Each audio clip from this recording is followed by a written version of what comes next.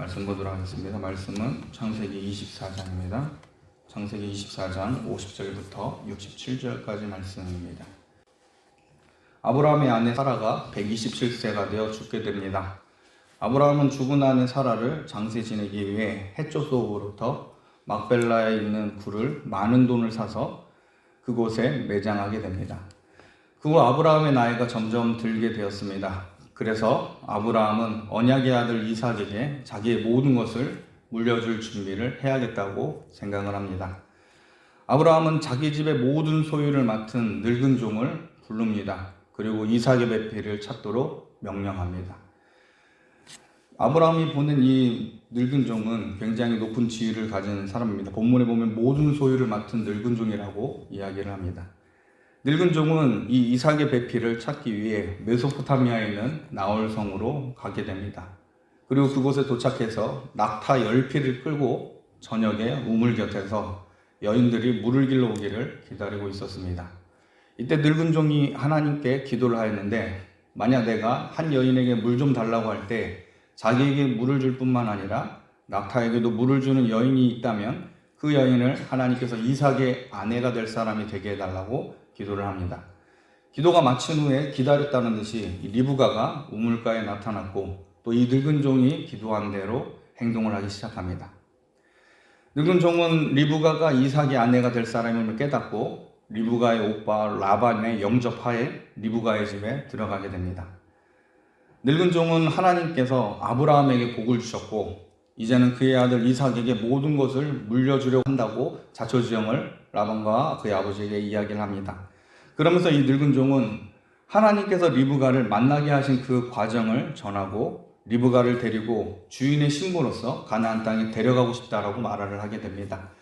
모든 설명을 들은 라반과 아버지 부두엘은 이 모든 것이 하나님께서 행하신 일이라는 것을 시인하면서 리브가로 이삭의 신부가 되도록 허락하게 됩니다. 24장 50절과 51절 오늘 본 말씀 이렇게 기록되어 있습니다. 라반과 부두엘이 대답하여 이르되 이 일이 여호와께로 말미암았으니 우리는 가부를 말할 수 없노라. 리브가가 당신 앞에 있으니 데리고 가서 여호와의 명령대로 그를 당신의 주인의 아들의 아내가 되게 하라라고 되어 있습니다. 라반과 부두엘은 본래 여호와 하나님을 잘 믿는 사람들은 아닙니다. 그럼에도 아브라함의 종이 한 이야기를 들으면서 이것은 하나님께서 행하신 일임을 직감하였고 여기에 순종해야 할 필요성을 특별히 느꼈습니다. 그러나 또 하나 우리가 기억될 것은 이 창세기 전반적으로 봤을 때 이 라반이 굉장히 욕심이 많은 사람임을 압니다. 이 욕심 많은 라반이 볼 때 아브라함의 종이 낙타 10피를 끌고 다니고 또 리브가가 받은 그 금고리를 볼 때 분명히 아브라함이라고 하는 사람은 굉장히 부유한 사람이라고 확실하다고 생각하였습니다. 그러므로 여동생 리브가를 시집을 보낼 때 자신들이 받을 많은 지참금들에 대해서 분명히 생각했을 가능성도 큽니다. 자, 본문을 보면 아브라함의 종은 결혼 승낙과 동시에 여호와께 경배하고 하나님을 찬미하는 모습을 보게 됩니다. 그러면서 아브라함의 이 늙은 종은 폐물과 보물을 가족들에게 주기 시작합니다. 24장 52절 53절에 보면 이렇게 기록되어 있습니다. 24장 52절 53절에 보면 아브라함의 종이 그들의 말을 듣고 땅에 엎드려 여호와께 절하고 은금 폐물과 의복을 꺼내어 리브가에게 주고 그의 어머니와 그의 오라버니와 어머니에게도 보물을 주니라 라고 되어 있습니다. 아브라함의 종은 각종 보물을 라반의 집안에 주고 또 먹고 마시면서 그곳에서 밤을 보내게 됩니다. 그리고 아침 일찍 일어나 이 종은 서둘러서 가나안으로 돌아가려고 합니다. 그러자 라반과 리브가의 집안 사람들은 만류하면서 며칠 혹은 열흘은 더 묵고 가야 한다고 요청을 합니다. 일단 당시 정황을 봤을 때 이 아브라함의 종은 굉장히 서두르는 감이 있습니다. 어찌 보면 굉장히 결례라고도 할 수 있습니다. 혼인식을 해도 그 당시에 며칠 잔치를 하고 어느 정도의 절차가 있는 게 사실입니다.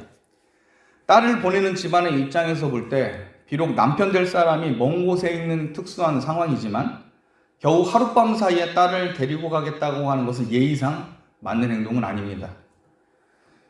현실적으로 볼 때도 가나안까지 다시 돌아가려면 약 한 달 정도 이상이 되는 여행을 해야 될 상황입니다. 이제 막 도착한 여행자들이 겨우 하루 만에 머물다가 다시 돌아가는 것도 그 종의 입장에서는 바람직하진 않습니다. 오히려 여독을 좀 풀고 난 후에 떠나는 것이 그 사람들 입장에서 볼 때도 굉장히 나을 수 있습니다. 그런데 아브라함의 늙은 종은 굉장히 단호하게 결례를 무릅쓰고 바로 가야 한다라고 말하고 있습니다. 우리 24장 54절 한 목소리 한번 같이 읽겠습니다. 이에 그들 곧 종과 동행자들이 먹고 마시고 유숙하고 아침에 일어나서 그가 이르되 나를 보내어 내 주인에게로 돌아가게 하소서. 이 54절에 보면 나를 보내어라고 있는데 히브리 성경으로 보면은 문법상 강의 능동 명령형으로 되어 있습니다. 이 말은 그냥 보내달라고 하는 부탁하는 수준이 아니라 당신들은 나로 하여금 돌아가게 해야 한다라고 하는 명령조에 가깝습니다. 저를 보내주세요라고 따가는 게 아니라 당신들은 나를 보내줘야 한다라고 하는 명령조로 얘기를 하고 있습니다. NIV 영어 성경에 또 이 부분을 잘 살려서 번역을 하였습니다. 자, 어떻게 보면 아브라함의 종은 결례를 범하고 있는 행동입니다. 그러나 우리가 이 본문을 정황상 봤을 때 이렇게 급히 떠나려고 하는 것은 아브라함의 종이 가진 믿음과 굉장히 관련되어 있습니다. 24장 56절 말씀 우리 한번 같이 읽겠습니다. 56절입니다. 그 사람이 그들에게 이르되 나를 만류하지 마소서 여호와께서 내게 형통한 길을 주셨으니 나를 보내어 내 주인에게로 돌아가게 하소서. 이렇게 빨리 가야 되는 이유가 뭡니까? 여호와께서 내게 형통한 길을 주었기 때문이라고 이야기를 합니다. 자, 아브라함의 종은 예의를 무릅쓰고 불편하지만 급하게 떠난 이유는 여호와께서 내게 형통한 길을 주셨기 때문이라고 말을 합니다. 문자적으로 직역하면 여호와께서 내게 그의 길을 성공적으로 만드셨으니라고 해석할 수 있습니다. 여러분, 하나님께서 형통하고 순적하게 이삭의 배필을 찾아주신 것과 늙은 종이 서둘러서 가나안을 향하여 가는 것 사이에 무슨 차이가 있을까요? 하나님께서 성공적으로 리브가를 찾아주셨으니 이제는 좀 더 편히 쉬고 넉넉히 안식을 누린 후에 출발해도 되지 않을까요? 참된 성도는 하나님의 주권과 그리고 하나님께서 함께 하심을 체험할 때 거룩한 감동이 한층 일어나게 되어 있습니다. 간구하는 대로 모든 것을 이루어 가시는 하나님의 섭리를 이 늙은 종이 체험했습니다. 그리고 스스로도 놀랬고 기뻐했고 하나님의 살아계심에 대해서 지금 이 종은 어저께부터 흥분한 상태입니다. 하나님의 살아계심에 대해서 깊이 체험한 성도는 기쁨으로 충만하고 이 소식을 알리고 싶어서 안절부절할 겁니다. 주인 되는 아브라함의 하나님께서 주인의 아들 이삭을 얼마나 사랑하시는지 늙은 종은 리브가를 찾는 과정 중에 깊이 체험한 겁니다. 그냥 단순히 들었던 그 아브라함의 하나님, 우리 주인의 하나님이었는데 내가 그분과 동행하고 그분이 하는 일대로 주인의 명령대로 순종하는 그 과정 속에 섭리하시고 인도하시는 하나님을 직접 체험하니까 이 소식을 가장 먼저 알리고 싶었다고 볼 수 있습니다. 이것은 단지 이삭의 신부를 찾았는데 성공했다라는 수준을 그 정도를 알리는 게 아니라 신부를 찾는 이 일에 있어서 하나님께서 얼마나 깊이 관여하고 있었는지 이 주인에게 알리고 싶은 마음이 드는 겁니다. 주인 되는 아브라함이 리브가를 찾는 과정 중에 여호와 하나님께서 모든 것을 준비하시고 섭리하고 계셨다는 것을 알게 된다면 아마 크게 기뻐할 것을 이 충성스러운 늙은 종은 기대하고 있었던 겁니다.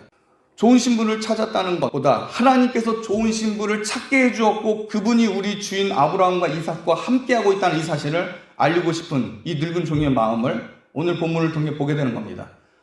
먼 곳으로 딸을 보내야 하는 사람들의 마음을 헤아릴 줄 모르는 사람이라고 질책을 받을 수도 있습니다. 그러나 그것과 상관없이 아브라함의 종은 아브라함과 이삭에게 달려가고 싶었던 겁니다. 여러분, 우리가 믿고 있는 신앙이 바로 이런 겁니다.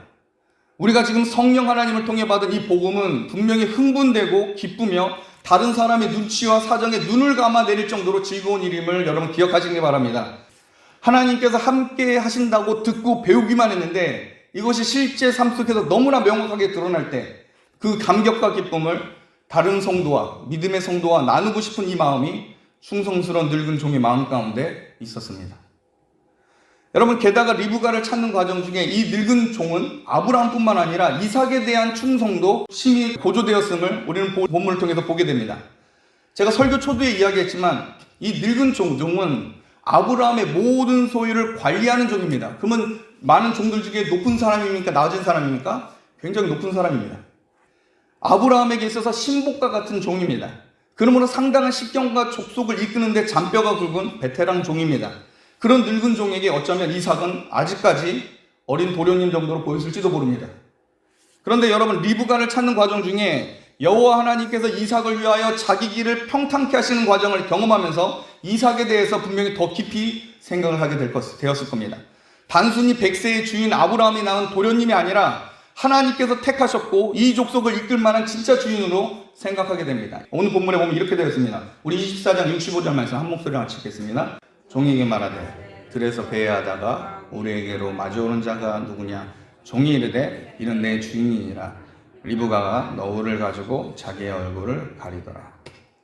24장 65절 이전까지만 해도 늙은 종은 아브라함이 종이라고 자기를 드러냅니다. 그런데 65절에서 처음이자 어찌 보면 이 종의 마지막 발언이긴 하지만 마지막으로 이삭을 향해서 뭐라고 그래요? 내 주인, 나의 주인이라고 말하고 있습니다. 주인의 아들이기 때문에 주인으로 부를 수도 있습니다. 그러나 이삭이 리브가를 아내로 인정하고 취하는 이 장면 이후에 아브라함은 역사의 뒤안길로 서서히 물러가게 됩니다.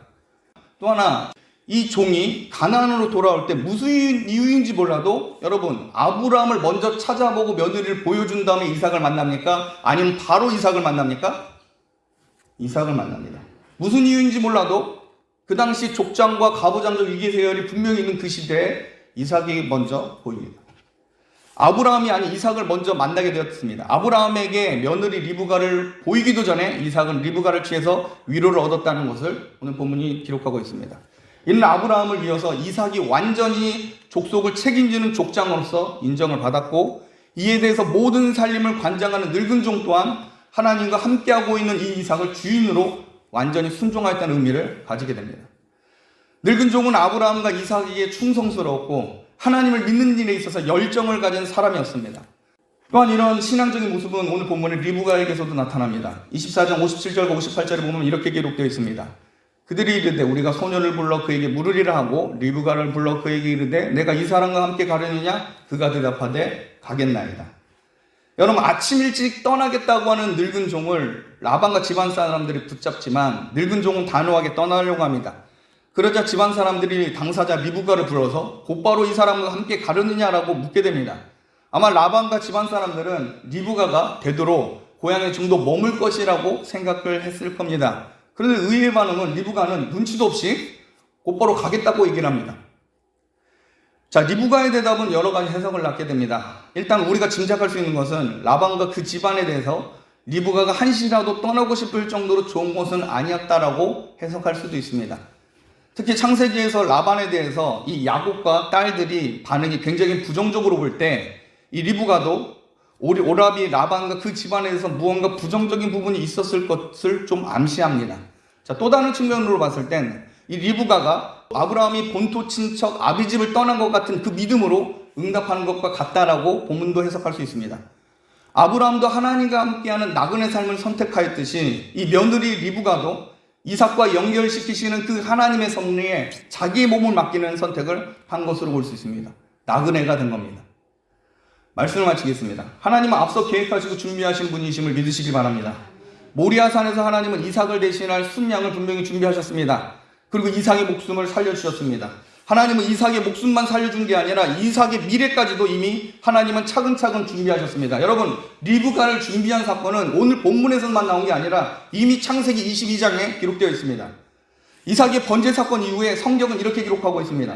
창세기 22장 20절부터 24절까지 이렇게 기록되어 있습니다. 이 일 후에, 그러니까 번제 사건 이후죠. 이 일 후에 어떤 사람이 아브라함에게 알려 이르기를 밀가가 당신의 형제 나홀에게 자녀를 낳았다 하였더라. 그의 맏아들 우스요, 우스의 형제는 부스와 아람의 아버지 그무엘과 게셋과 하소와 빌다스와 아둘랍과 부두엘이라. 이 8사람이 아브라함 형제 나홀의 아내 밀가의 소생이며 부두엘은 리브가를 낳았고 나홀의 첩 루마라 하는 자도 데바와 감과 다스와 마아가를 낳았더라라고 되어 있습니다. 특별히 22장 23절에 누가 태어납니까? 리브가가 태어납니다. 하나님은 이삭을 위해서 순양만 준비한 게 아니라 그의 미래에 며느리까지, 앞으로 결혼하게 될 여인까지 하나님은 예비하고 준비하였음을 22장에 이미 기록되어 있습니다. 하나님은 창세기 22장의 이삭 번제 사건 후에 아브라함에게 나홀에게 자녀가 낳았다는 소식을 듣게 하신 겁니다. 그런데 이것으로 끝나는 게 아니라 하나님은 나홀의 소생에게서 리브가가 태어나도록 여호와 하나님은 준비하신 분입니다. 때가 되어서 하나님께서는 아브라함으로 늙은 종을 보내게 섭리하셨고 하나님은 자신이 준비한 리브가를 늙은 종으로 만나게 하셨고 이삭에게 인도하신 겁니다. 이 모든 섭리의 과정의 처음과 끝은 다 하나님께서 하신 겁니다. 여러분, 하나님의 준비하심은 우리의 생각과 상식을 뛰어넘을 정도로 완벽하고 온전합니다. 여호와 이레 되신 하나님의 이 놀라운 은혜와 사랑을 찬미하고 기뻐하기 위해선 참된 성도는 하나님의 주권과 그의 다스림을 인정하고 기뻐해야 합니다. 그러므로 여러분은 세상이 우연이 아닌 모든 일에 섭리하시고 인도하신 그 하나님의 경륜과 하나님의 주권을 인정하시면서 교훈을 얻고 인내하며 기뻐하는 믿음의 삶을 사시길 주님의 이름으로 축복합니다. 기도하겠습니다.